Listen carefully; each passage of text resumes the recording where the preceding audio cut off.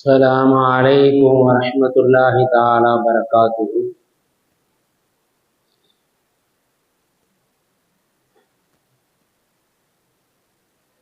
الحمد لله رب العالمين، والصلاة والسلام على سيد المرسلين وعلى آله وصحبه أجمعين. أما بعد، فقد قال الله تعالى في القرآن العظيم وفي الفرقان المجيد بعد أعوذ بالله من الشيطان الرجيم. بسم الله الرحمن الرحيم. شهر رمضان الذي أنزل فيه القرآن هدى للناس وبينات من الهدى والفرقان، فمن شهد منكم الشهر فليصم، ومن كان مريضا أو على سفر فعدة من أيام أخر. قال رسول الله صلى الله عليه وسلم: من صام رمضان إيمانا واحتسابا من غفر من تقدم. وقال عليه الصلاة والسلام: எல்லாம் வல்ல அல்லாஹுவின் அருளும் மேலான கருணையும் நம் அனைவர்கள் மீதும் வந்து சேரட்டுமாக. நமது உயிரிலும் மேலான முஹம்மது முஸ்தபா ரசூலே கரீம் ஸல்லல்லாஹு அலைஹி வஸல்லம் அவர்களின் அன்பும் ஷஃபாஅத்தும் நம் அனைவர்கள் மீதும் உண்டாகட்டுமாக. நமது மனைவி மக்கள், நமது உற்றார் உறவினர், உலகத்தில் உள்ள முஸ்லிமான முஃமினான ஆண் பெண் அனைவர்களுக்கும் அல்லாஹ் உடல் சுகத்தை நிரந்தரமாக நசீபாக்குவானார். மருத்துவமனை கஷ்டங்கள், மருத்துவமனை செலவுகள், பலாய் முசீபத்துகள், கொடிய தீராத நோய் நொடிகளுக்கும் அல்லாஹ் நாம் அனைவர்களுக்கும் நிரந்தரமான பாதுகாப்பை தந்தருள் புரிவானார். திடீர் மரணங்கள், வாகன விபத்துக்கள், நிலநடுக்கங்கள், நிலச்சரிவுகள் போன்ற பேர் ஆபத்துக்களிலிருந்தும் அல்லாஹ் நாம் அனைவர்களையும் முழுமையாக பாதுகாத்து அருள் புரிவானாக. களிமாவோடு மரணிக்கக்கூடிய நசீவை நம் அனைவர்களுக்கும் தந்தருள் புரிவானாக. இந்த துவா செய்தவனாக என்னுடைய உரை ஆரம்பம் செய்கிறேன். கண்ணியத்திற்கும் பெரும் மதிப்பிற்குரிய அல்லாஹ்வின் நல்லடியார்களே, இஸ்லாமிய பெருமக்களே, இன்னும் விரல் விட்டு எண்ணக்கூடிய சில தினங்களில் புனிதமிகு ரமலானுடைய மாதத்தை நாம் எல்லாம் எதிர்நோக்கி கொண்டிருக்கின்றோம். அந்த கண்ணியமிகு ரமலானை கண்ணியத்தோடும் மரியாதையோடும் வரவேற்று வழிபட்டு முழுமையாக அமல்களில் ஈடுபடக்கூடிய நன்மக்களாக அல்லாஹு தஆலா நம் அனைவர்களையும் ஆக்கியிருக்கின்றான். பெருமக்களே, ரமலானை ஒட்டி பல்வேறு விஷயங்களில் நாம் கவனம் செலுத்தக்கூடியவர்களாக இருக்க வேண்டும். பல தவறுகளை திருத்த வேண்டிய அவசியம் உடையவர்களாக இருக்க வேண்டும். நோன்பு என்பது அல்லாஹ்வுக்கு மிகவும் பிடித்தமான வணக்கமாக இருக்கின்றது.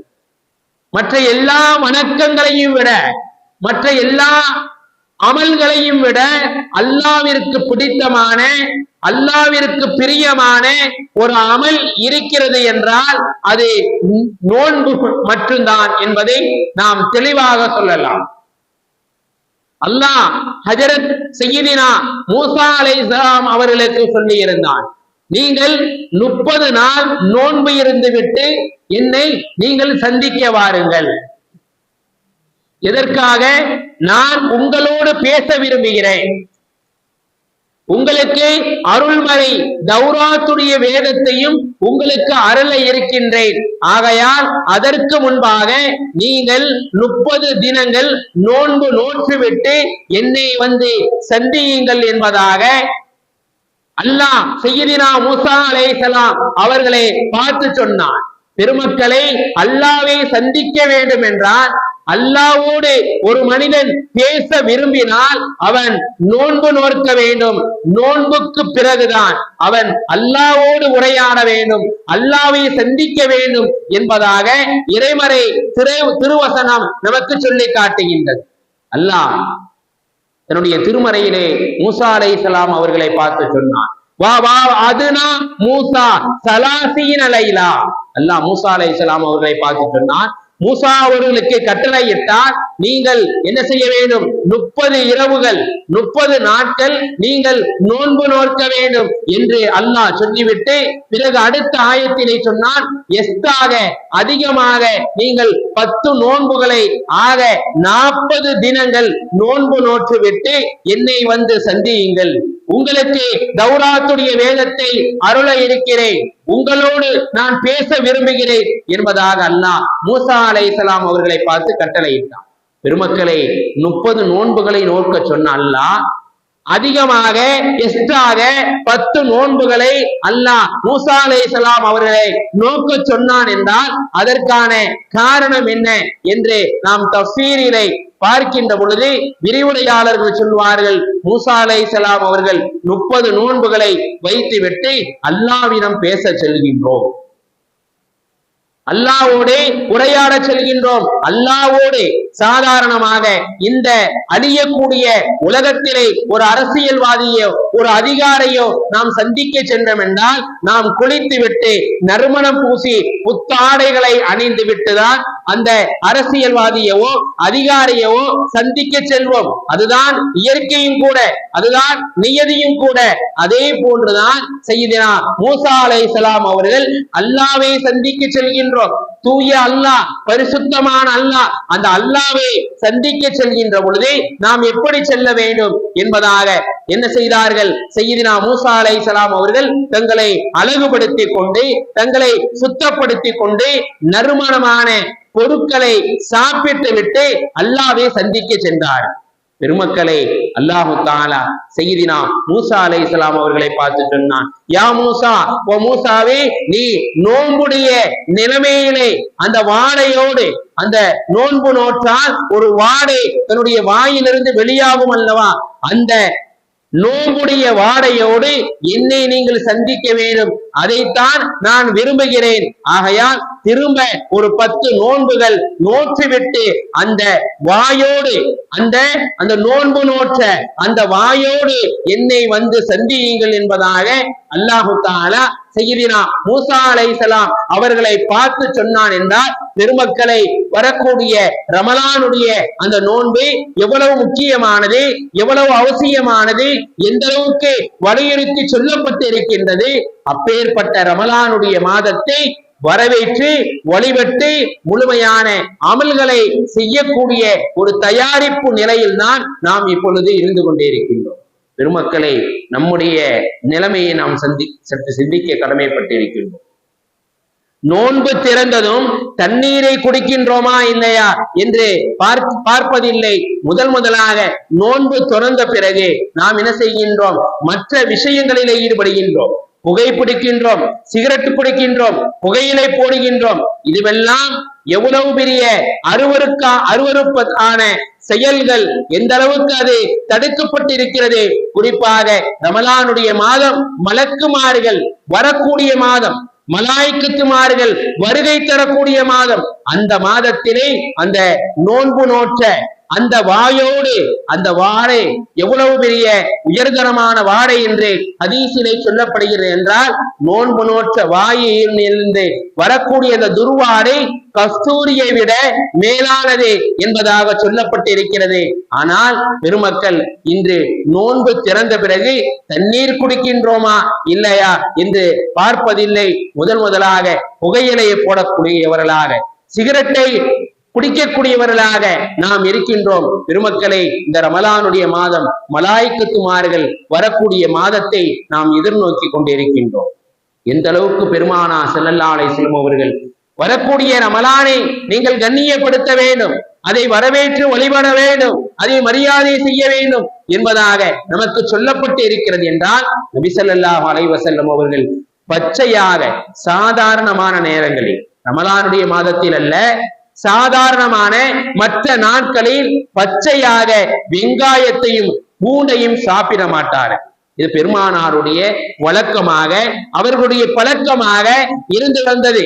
ஒரு கட்டத்திலே அபூ அய்யூப் அன்சாரி ரலியல்லாஹு தஆலா அவர்களுடைய வீட்டில் இருந்துதான் நபிகள் நாயகம் ஸல்லல்லாஹு அலைஹி வஸல்லம் அவர்களுக்கு உணவு வரும்.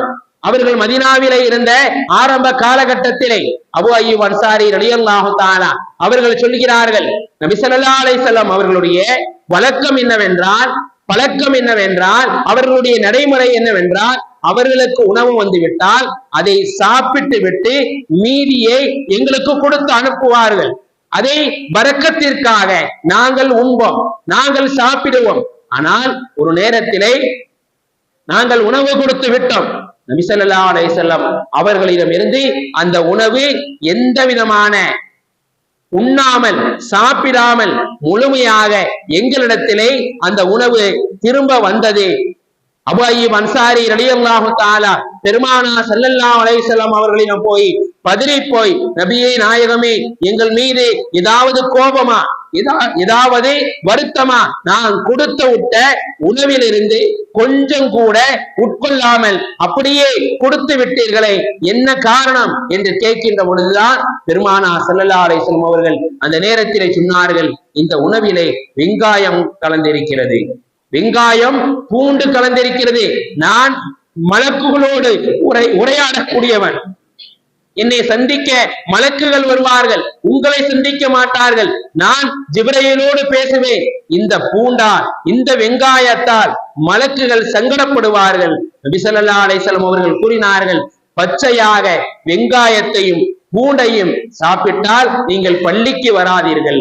அந்த வாடை போய்கின்ற வரை, அந்த வாடையை அகற்றுகின்ற வரை நீங்கள் பள்ளிக்குள் நுழையாதீர்கள் என்பதாக பெருமானார் ஸல்லல்லாஹு அலைஹி வஸல்லம் அவர்கள் சொல்லி இருக்கின்றார்கள். என்றால் பெருமக்களை, வரக்கூடிய ரமலானுடைய மாதத்தை நாம் எந்த அளவுக்கு கண்ணியப்படுத்தக்கூடியவர்களாக இருக்கின்றோம், ரமலானுடைய மாதத்திலே எந்த அளவுக்கு அந்த மாதத்தை மரியாதை செய்யக்கூடியவர்களாக இருக்கின்றோம். குறிப்பாக இந்த ரமலானுடைய காலகட்டத்திலும் கூட அல்லாஹ் இருக்கக்கூடிய, அல்லாஹ் மிகவும் அருவருப்பாக கருதக்கூடிய அந்த புகையிலை உட்கொள்ளக்கூடியவர்களாக, அந்த பீடியை குடிக்கக்கூடியவர்களாக, சிகரெட்டை குடிக்கக்கூடியவர்களாகத்தான் இருக்கின்றோமே தவிர, இந்த மாதம் ரமலானுடைய மாதம், வரக்கூடிய இந்த ரமலானுடைய மாதம் மலக்குகள் வரக்கூடிய மாதம், மலக்குகள் நம்மோடு இருக்கக்கூடிய மாதம். அந்த மாதத்தை எந்த அளவுக்கு கண்ணியப்படுத்த வேண்டும், எந்த அளவுக்கு சங்கைப்படுத்த வேண்டும் என்ற விஷயத்தை சிந்திப்பதை நாம் மறந்து விடுகின்றோம். பெருமக்களை, இத்தனைக்கும் பூண்டும் வெங்காயமும் ஹலால், அனுமதிக்கப்பட்ட உணவு. அதை உட்கொள்ளலாம், தாராளமாக எடுத்துக்கொள்ளலாம். அந்த பூண்டாலும் அந்த வெங்காயத்தாலும் மனிதனுடைய உடம்பிற்கு மிகவும் பிரயோஜனம் இருக்கிறது, பயன் இருக்கிறது. ஆனால் அதையும் கூட பெருமானார் ஸல்லல்லாஹு அலைஹி வஸல்லம் அவர்கள் பச்சையாக சாப்பிட்டு விட்டு பள்ளிக்குள் நுழையாதீர்கள், அதை உட்கொண்டு விட்டு பள்ளிக்குள் நுழையாதீர்கள். காரணம், மலக்குமார்கள் வரக்கூடிய இடம் பள்ளி. அந்த இடத்திலே, அந்த நேரத்திலே நீங்கள் இதுபோல உணவுகளை உட்கொண்டு வர வேண்டாம் என்பதாக பெருமானார் ஸல்லல்லாஹு அலைஹி வஸல்லம் அவர்கள் தடுத்திருக்கின்றார்கள். என்றால் நாம் எந்த அளவுக்கு வரக்கூடிய ரமலானிலே நாம் மிகவும் கண்ணியமாக, நாம் சங்கையாக அதை வரவேற்று வழிபட வேண்டும் என்பதை நாம் சிந்திக்க கடமைப்பட்டிருக்கின்றோம். கண்ணியத்திற்குரிய அல்லாஹ்வின் நல்லடியார்களே, ரமலானுடைய மாதம் வந்துவிட்டால் சந்தோஷம் அடைய வேண்டும். பெருமானார் ஸல்லல்லாஹு அலைஹி வஸல்லம் அவர்கள் ஷாபானுடைய பாதி தாண்டி விட்டால் சகாபாக்களை பார்த்து சொல்வார்களா, இதோ ரமலானுடைய மாதம் வரப்போகிறது, ரமலானுடைய மாதம் நெருங்கிவிட்டது, நீங்கள் ரமலானுக்காக தயாராகி கொள்ளுங்கள், ரமலானுக்காக நீங்கள் ரெடியாகி கொள்ளுங்கள் என்பதாக பெருமானார் ஸல்லல்லாஹு அலைஹி வஸல்லம் அவர்கள் சகாபாக்களை நோக்கி சொல்வார்கள். ஆனால் இன்று ரமலானுடைய மாதம் வந்துவிட்டால் நமக்கு சந்தோஷம் ஒரு பக்கம் இருந்தாலும் கவலையும் ஒரு பக்கம் இருக்கிறது. கவலையும் ஒரு பக்கம் இருக்கிறது. என்ன கவலை? மற்ற மாதங்களில் செய்த தவறுகளை நாம் இந்த ரமலானுடைய மாதத்திலே செய்ய முடியாமல் போய்விடுமே. மற்ற மாதங்களில் இருந்ததை போல சந்தோஷத்தோடு, மற்ற மாதங்களிலே நாம் இருந்த அந்த இன்பத்தோடு ரமலானுடைய மாதத்திலே இருக்க முடியாதே என்ற கவலை ரமலானுடைய மாதம் வந்துவிட்டால் வந்து விடுகின்றது என்பதை நாம் காண முடிகின்றது. பெருமக்களே, ஒரு கேள்வி நம்முடைய உள்ளத்திலே எழலாம். என்ன கேள்வி? வாழ்வில் எத்தனையோ ரமலானை நாம் கடந்து கொண்டே இருக்கின்றோம். சென்ற ஆண்டு ரமலான் அல்லாஹ்விடத்திலே அது கொண்டு செல்லப்பட்டதா? சென்ற ரமலானிலே நாம் தொழுத அந்த தராவி தொழுகைகள், சென்ற ரமலானிலே நாம் நோற்ற நோன்புகள், இபாதத்துக்கள், அமல்கள் எல்லாம் அல்லாஹ்விடத்திலே அங்கீகரிக்கப்பட்டதா? அல்லாஹ் அதை கபூல் செய்தானா என்ற ஒரு கேள்வி நமக்கு வரக்கூடியதாக இருக்கின்றது. பெருமக்களை, இப்னு உமர் ரலியல்லாஹு தஆலா அவர்கள் சொல்கின்றார்கள், ஹஜ்ஜுக்கு வந்த நேரத்திலே சஃபா மர்வாவுக்கு மத்தியிலே ஹாஜிகளுடைய பெரும் கூட்டம் இருந்தது. அதை பார்த்து இப்னு உமர் ரலியல்லாஹு தஆலா அவர்கள் ஆச்சரியப்பட்டார்கள். எவ்வளவு கூட்டம், எவ்வளவு ஹாஜிகள், இப்படி அதிகமான ஹாஜிகள் இங்கே வந்திருக்கின்றார்களே என்பதாக ஆச்சரியத்தோடு என்ன செய்தார்கள்? பார்த்தார்கள். பக்கத்திலே இருந்த உமர் ரலியல்லாஹு தஆலா தன்னுடைய மகனாரை பார்த்து கேட்டார்கள், மகனே, என்ன ஆச்சரியம் உங்களுக்கு தெரிகிறது? இந்த கூட்டத்திலே என்ன ஆச்சரியத்தை நீங்கள் பார்த்து விட்டீர்கள் என்று கேட்கின்ற பொழுது இப்னு உமர் அவர்கள் சொன்னார்கள், என்னுடைய அருமை தந்தையே, எவ்வளவு காஜிகள் இந்த ஆண்டு ஹஜ்ஜுக்காக வந்திருக்கின்றார்கள். எத்தனையோ ஹாஜிகள் இந்த ஆண்டு அல்லாஹ்வுடைய கடமையை நிறைவேற்ற வந்திருக்கின்றார்கள் என்பதை நீங்கள் பார்க்கவில்லையா? எவ்வளவு மக்கள் அல்லாஹ்வின் மீதுள்ள அந்த பயத்தால், அல்லாஹ்வின் மீதுள்ள அந்த அச்சத்தால் ஹஜ்ஜை நிறைவேற்றுவதற்கு இவ்வளவு அணி அணியாக மக்கள் திரண்டு வந்திருக்கின்றார்களே, இதை பார்த்து நான் ஆச்சரியப்படுகிறேன் என்று கூறியவுடன் ஹஜ்ரத் உமர் ரலியல்லாஹு தஆலா அவர்கள் சொன்னார்கள், இதில் அத்தனை பேர்களும் ஹாஜிகளாக இல்லை. எல்லா மக்களுடைய ஹஜ்ஜுக்களும் அல்லாஹ்விடத்திலே ஒப்புக்கொள்ளப்பட போவதில்லை. யாருடைய ஹஜ்ஜை அல்லாஹ் உயர்த்துகிறார், யாருடைய ஹஜ்ஜை அல்லாஹ் இல்லாமல் ஆக்குகிறார் என்பது அல்லாஹ் ஒருவனுக்கு மட்டும்தான் தெரியும். ஆகையால் நீங்கள் எண்ணிக்கையை பார்த்து, மக்கள் இவ்வளவு திரளாக ஹஜ்ஜுக்கு வந்திருக்கின்றார்களே என்பதாக எண்ணிக்கையை பார்த்து நீங்கள் முடிவு செய்து விடாதீர்கள். எத்தனை மக்கள் ஹஜ்ஜுக்கு வந்தாலும் அத்தனை மக்களில் ஒரு சில மக்களுடைய, ஒரு சில ஹாஜிகளுடைய அந்த ஹஜ்ஜு தான் அல்லாஹ்விடத்திலே ஒப்புக்கொள்ளப்படும், அங்கீகரிக்கப்படும். ஆகையால் எண்ணிக்கையை பார்த்து நீங்கள் ஏமாந்து விடாதீர்கள் என்பதாக ஹஜ்ரத் உமர் ரலியல்லாஹு தஆலா அவர்கள் தங்களுடைய மகனாரை பார்த்து சொன்னார்கள்.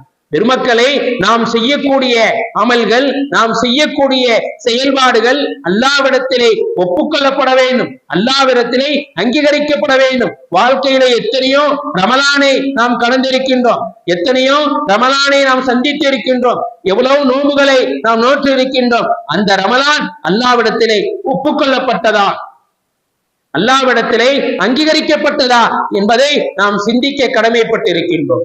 பெருமக்களே, நோன்பை பாழாக்கக்கூடிய எல்லா விஷயங்களையும் நாம் செய்து கொண்டிருக்கின்றோம். நம்முடைய நோன்பை பாழாக்கக்கூடிய, நம்முடைய நோன்பை அழிக்கக்கூடிய எல்லா விஷயங்களையும் ரமலானுடைய மாதத்திலே நாம் அவ்வப்போது செய்து கொண்டேதான் இருக்கின்றோம். ஒரு முஸ்லிம் இன்னொரு முஸ்லிமோடு 3 நாட்களுக்கு மேல் பேசாமல் இருக்கக்கூடாது. ஆனால் நாம் என்ன செய்கின்றோம்? அந்த விஷயத்தை நாம் செய்து கொண்டிருக்கின்றோம். 3 நாட்கள் என்ன, 30 வருடங்கள் என்ன, எத்தனையோ வருடங்கள், எத்தனையோ மாதங்கள் ஒரு முஸ்லிம் இன்னொரு முஸ்லிமோடு பேசாமல் இருக்கின்றோம். இது நம்முடைய நோன்பை பாழாக்கக்கூடியது. நாம் ரமலானுடைய காலகட்டத்திலே என்னதான் நீங்கள் நோன்பு நோக்க இருந்தாலும், எவ்வளவுதான் அமல்கள் செய்ய இருந்தாலும், நீங்கள் ஒரு முஸ்லிமோடு 3 நாட்களுக்கு மேல் பேசாமல் இருந்தால் அந்த நோன்பு உங்களை பாழாக்கிவிடும் என்பதாக பெருமானா ஸல்லல்லாஹு அலைஹி வஸல்லம் அவர்கள் சொன்னார்கள். இன்னும் சொன்னார்கள், ஒரு முஸ்லிம் உறவுகளை முறிக்க கூடாது. ஒரு முஸ்லிமுடைய தன்மை என்ன? மற்ற உறவுகளை முறிக்க கூடாது. அப்படி முறித்தால் உங்களுடைய அந்த நோன்பு என்ன செய்யவிடும்? அழிந்துவிடும், அல்லாஹ்விடத்திலே கபூல் செய்யப்படாது. நோன்பை பாழாக்கக்கூடிய விஷயம் உறவுகளை முறிப்பது. மூன்றாவது சொன்னார்கள் பெருமானார் ஸல்லல்லாஹு அலைஹி வஸல்லம் அவர்கள், ஒரு முஸ்லீம் மற்ற முஸ்லிமிட்டை கெட்ட எண்ணத்தோடு அவர்களோடு நடக்கக்கூடாது. நம்முடைய நோன்பை பாழாக்கக்கூடிய விஷயங்களில் இதுவும் ஒன்று. நம்முடைய நோன்பு அல்லாஹ்விடத்திலே கபூல் செய்யப்பட வேண்டும். வரக்கூடிய ரமலானுடைய மாதத்திலே முழுமையான நோன்பு அல்லாஹ்விடத்திலே அங்கீகரிக்கப்பட வேண்டும் என்றால் நாம் நம்முடைய உறவுகளை முறிக்க கூடாது. 3 நாட்களுக்கு மேல் பேசாமல் இருக்கக்கூடாது. ஒரு முஸ்லீமை கெட்ட எண்ணத்தோடு அவனை பார்க்க கூடாது. இது அத்தனையும் நம்முடைய வாழ்க்கையில இருந்தால் நம்முடைய நோன்பு வரக்கூடிய ரமலான் அல்லாஹ்விடத்திலே அங்கீகரிக்கப்படும். அப்படி இல்லை என்றால் அங்கீகரிக்கப்படாது. இத்தனை விஷயங்களும் நம்முடைய நோன்பை பாழாக்கிவிடும், இல்லாமலாக்கிவிடும் என்பதாக பெருமானார் ஸல்லல்லாஹு அலைஹி வஸல்லம் அவர்கள் நமக்கு சொல்லி இருக்கின்றார்கள். பெருமக்களை, இது ரமலானை பாழாக்கிவிடும். ரமலான் தான் 3 ரமலான் என்ற அந்த வார்த்தைக்கு அரபி அகராதியிலே நாம் எடுத்து பார்த்தோம் என்றால் நம்முடைய பாவங்களை எரிக்கக்கூடியது, நம்முடைய பாவங்களை புசிக்கக்கூடியது என்பதாகத்தான் அரபி அகராதியிலே பார்க்க முடிகின்றது. நம்முடைய குணத்தை நம்முடைய நோன்பு சரி செய்ய வேண்டும். 3 வகையான நோன்பு இருக்கின்றது. நம்முடைய நோன்பு இருக்கிறதே நம்முடைய குணத்தை சரி செய்ய வேண்டும், நம்முடைய பண்பை சரி செய்ய வேண்டும். அப்பேற்பட்ட நோன்புதான் அல்லாஹ்விடத்திலே கபூல் செய்யப்படும். வெறுமன சாப்பிட்டு விட்டு பசியோடு தாகத்தோடும் இருப்பதால் அல்லாஹ் நம்முடைய நோன்பை கபூல் செய்வானா என்றால் இல்லவே இல்லை. நம்முடைய நோன்பை நம்முடைய பண்பை சரி செய்ய வேண்டும், நம்முடைய குணாதிசயங்களை சரி செய்ய வேண்டும். ஹதீஸிலே வருகிறது 3 வகையான நோன்பு இருக்கிறது. ஒன்று சியாமுல் குலூப், உள்ளத்தின் நோன்பு. ரமலானிலே நம்முடைய உள்ளம் பரிசுத்தமாக இருக்க வேண்டும். யார் மீதும் வெறுப்பு கொள்ளக்கூடாது, யாரை பார்த்தும் பொறாமை கொள்ளக்கூடாது. அப்பேற்பட்ட நோன்பு சியாமுல் குலூப், உள்ளத்தின் நோன்பு. நம்முடைய நோன்பு நம்முடைய குணத்தை சரி செய்யக்கூடியதாக இருக்க வேண்டும். இரண்டாவது சொன்னார்கள் பெருமானார் ஸல்லல்லாஹு அலைஹி வஸல்லம் அவர்கள், சியாபுல் உயூன், கண்களுடைய நோன்பு. எதை பார்க்க கூடாதோ, எதை பார்த்து ரசிக்க கூடாதோ அதை பார்க்க கூடாது. அப்பேற்பட்ட நோன்பு சியாமுல் உயூன், கண்களுடைய நோன்பு. மூன்றாவது சியாமுல் அன்சியா, நாவுகளுடைய நோன்பு. எதை பேசக்கூடாதோ அதை நோம்புடைய காலகட்டத்திலே பேசக்கூடாது. எது தடுக்கப்பட்டிருக்கிறதோ நோம்புடைய நிலைமையிலே எதை பேசக்கூடாது என்பதாக தடுக்கப்பட்டு இருக்கிறதோ விளக்கப்பட்டு இருக்கிறதோ அப்பேற்பட்ட விஷயங்களை பேசாமல் வரக்கூடிய ரமலானை நாம் கடக்க வேண்டும். 3 வகையான நோன்பு. ஒன்று உள்ளத்தின் நோன்பு, 2 கண்களின் நோன்பு, 3 நாவுகளின் நோன்பு. ஆக நம்முடைய அங்க உறுப்புகளை, நம்முடைய உடல் உறுப்புகளை நாம் பாதுகாத்து நம்முடைய நோன்பை அல்லாஹ்விடத்திலே முழுமையாக ஒப்படைக்க வேண்டும். அப்பேற்பட்ட நோன்புகளை வரக்கூடிய ரமலானிலே நாம் நோக்க வேண்டும். இன்னும் சில விரல் விட்டு எண்ணக்கூடிய தினங்களில் நாம் ரமலானை சந்திக்க இருக்கின்றோம். வரக்கூடிய அடுத்த ஜும்மாவிலே நோம்புடைய அந்த நிலைமையிலே நாம் எல்லாம் இருப்போம். பெருமானார் ஸல்லல்லாஹு அலைஹி வஸல்லம் அவர்கள் சொன்னார்கள், நீங்கள் நோன்பு வைத்திருந்தால் அருவருப்பான விஷயங்களை பேசாதீர்கள், ஆபாசமான விஷயங்களை பேசாதீர்கள், பாவம் செய்யாதீர்கள். நோன்பு வைத்துக் கொண்டு நீங்கள் சப்தமிட்டும் பேசாதீர்கள். சப்தமிட்டு என்றால் பள்ளிவாசலிலே உட்கார்ந்து நுகருடைய தொழுகைக்கு பிறகு நேரம் போகாது, சாப்பாடு இல்லை, உணவு இல்லை, நோம்புடைய காலகட்டத்திலே சும்மாதானே இருக்கின்றோம், பள்ளிவாசலிலே உட்கார்ந்து கொஞ்சம் அரட்டை அடிப்போம், கொஞ்சம் கூச்சலிடுவோம் என்பதாக நீங்கள் சப்தமிட்டு நோம்புடைய அந்த நிலைமையிலே சப்தமிட்டு நீங்கள் என்ன செய்யாதீர்கள், பேசாதீர்கள் என்பதாக பெருமானார் ஸல்லல்லாஹு அலைஹி வஸல்லம் அவர்கள் சொன்னார்கள். இன்னும் நோம்புடைய நிலைமையிலே உங்களை யாராவது திட்டினால், உங்களோடு சண்டைக்கு வந்தால், நான் நோன்பாளி, நான் நோம்போடு இருக்கிறேன் என்பதாக நீங்கள் விலகிக் கொள்ளுங்கள். இதுதான் இந்த நோன்பு நம்முடைய குணத்தை சரி செய்யக்கூடியது என்பதாக பெருமானார் ஸல்லல்லாஹு அலைஹி வஸல்லம் அவர்கள் நமக்கு சொல்லி காட்டுவார்கள். பெருமக்களே, ரமலானுடைய மாதம் என்பது வெறும் நோன்பு நோக்கக்கூடிய மாதம் அல்ல. தவறாக நம்முடைய சமுதாயம் விளங்கி வைத்திருக்கின்றது. ரமலானுடைய மாதம் என்பது வெறுமன நோன்பு நோக்கக்கூடிய மாதம் அல்ல. ரமலானிலே அமல்களை நாம் கூட்ட வேண்டும், நோன்பு நோக்க வேண்டும், தராவீஹ் தொழ வேண்டும். ரமலான் மாதம் என்பது இரவு தொழுகைக்கு உண்டான மாதம். இரவு முழுவதும் அந்த இரவினை பாதி இரவாவது நாம் என்ன செய்ய வேண்டும், தொழ வேண்டும் என்பதாக நமக்கு சொல்லப்பட்டிருக்கிறது. சூரா முஸம்மிலை அல்லாஹு தஆலா சொல்லி காட்டுவான், யா அய்யுஹல் முஸம்மில் குமில் லைல இல்லா கலீலா போர்வை போர்த்தி கொண்டிருப்பவரே எழுங்கள், எழுந்து இரவு முழுக்க தொழுங்கள் என்பதாக அல்லாஹ் கட்டளையிட்டான். யா அய்யுஹல் முஸம்மில் என்ற சூரா இறங்கியது. இரவு முழுக்க தொழுங்கள் என்பதாக அல்லாஹ் என்ன செய்தான்? கட்டளையிட்டான். சகாபாக்கள் இந்த ஆயத்து இறங்கியவுடன் பயந்தார்கள், மிகவும் கவலைப்பட்டார்கள், கஷ்டப்பட்டார்கள். அல்லாஹ் இரவு முழுக்க தொழச் சொல்கின்றானே, நாம் எப்பொழுது தூங்க வேண்டும், எப்பொழுது ஓய்வு எடுக்க வேண்டும் என்று கஷ்டப்பட்ட பொழுது, கவலைப்பட்ட பொழுது அல்லாஹு தஆலா திரும்ப ஆயத்தை இறக்கினான். இல்லா கலீலா, கொஞ்ச நேரத்தை தவிர. அந்த கொஞ்ச நேரம் என்ன, அதனுடைய விளக்கம் என்ன?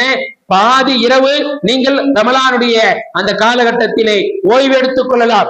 மீதி பாதி இரவு முழுக்க நீங்கள் இரவு தொழுகை தொழ வேண்டும், நீங்கள் தஹஜ்ஜத் தொழ வேண்டும்.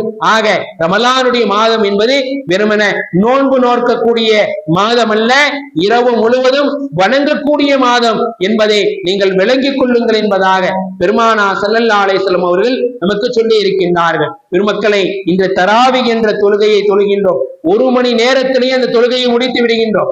தராவி தொழுகை சகாபாக்களுடைய காலகட்டத்திலே எப்படி இருந்தது என்றால், முஅத்தா இமாம் மாலிக் ரஹ்மத்துல்லாஹி அவர்களுடைய அந்த கிதாபில் எழுதப்படுகின்றது. சாஹித் இப்னு யஸீத் அவர்கள் சொல்கின்றார்கள், ரமலான் என்பது இரவு தொழுகை எப்படி இருந்தது என்றால், நாங்கள் தராவியை முடித்து விட்டு வீட்டுக்கு சென்று தங்களுடைய வீட்டு பெண்களிடம் சொல்லுவோம், சீக்கிரம் சாப்பாட்டை எடுத்து வையுங்கள், உணவை எடுத்து வையுங்கள், சகருடைய நேரம் முடிய போகின்றது என்பதாக சொல்வோம். அந்த அளவுக்கு நாங்கள் தராவி தொழுகையை இரவு முழுவதும் தொழுவோம். 1 மணி நேரம் முடித்த பிறகு தராவி முடித்து விட்டது என்று அல்ல, இரவு முழுக்க தொழுவோம். எந்த அளவுக்கு? எங்களுடைய வீட்டு பெண்களிடம் சென்று சகருக்கு நேரமாகிவிட்டது, உணவை எடுத்து வையுங்கள் என்று சொல்வோம் என்பதாக சஹாபா பெருமக்கள் சொல்லி இருக்கின்றார்கள். என்றால் பெருமக்களை, தராவி என்றாலே அரபி அகராதியில எடுத்து பார்த்தோம் என்றால் ஓய்வு தொழுகை என்பதாக சொல்லப்படுகிறது. ஆனால் அந்த ஓய்வு தொழுகை இன்று கஷ்டமான தொழுகையாக ஆகிவிட்டது. அந்த காலகட்டத்திலே 4 ரக்காத் தராவி தொழுவார்கள், நீண்ட நேரம், நூற்றுக்கணக்கான ஆயத்துக்கள் ஓதுவார்கள். எந்த அளவு என்றால், சில நேரங்களிலே வயதான மக்கள் கைத்தடியை ஊண்டிக் கொண்டு தொழுவார்களாம். 4 ரக்காத் பல 100 ஆயத்துக்களை ஓதி தொழுவார்கள்.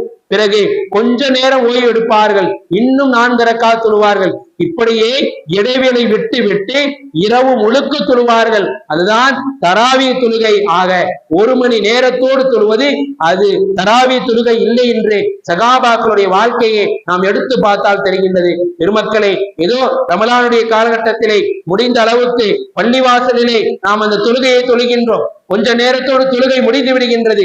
இருந்தாலும் மீதி நேரத்தை நம்முடைய இல்லங்களுக்கு சென்று, நம்முடைய வீட்டுக்கு சென்று நாம் என்ன செய்ய வேண்டும்? அந்த இரவு தொழுகையை இரவு முழுக்க தொழுது அந்த ரமலானை முழுமையான ரமலானாக அல்லாஹ்விடத்திலே ஒப்படைக்க வேண்டும். கண்ணியத்திற்குரிய அல்லாஹ்வின் நல்லடியார்களை, அடுத்து செய்யக்கூடிய அமல்கள் ரமலானுடைய மாதத்திலே நாம் குர்ஆன் ஓதுவது.